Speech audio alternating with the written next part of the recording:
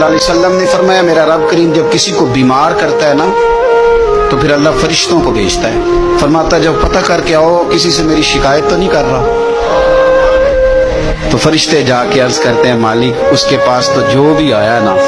اس نے یہی کہا کہ الحمدللہ جس حال میں اللہ نے رکھا ہے میں راضی ہوں۔ اس نے تیری شکایت نہیں کی، اس نے تیری رضا پہ اس بیماری کو تیری طرف سے آزمائش سمجھ کے قبول کیا۔ میرے نبی کریم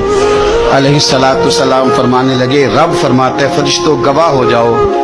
اگر میں اسے اس بیماری سے شفا دوں گا تو جو اس کے پاس خون ہے اس سے بہتر خون اسے عطا کروں گا، اور جو اس کے پاس گوشت ہے اس سے بہتر اسے گوشت عطا کروں گا، اور اگر میں اسے اس بیماری میں وفات دوں گا تو پھر میں اسے جنت عطا کروں گا، اگر شفا دوں گا تو بہترین شفا دوں گا، اور اگر وفات دوں گا تو پھر جنت دوں گا۔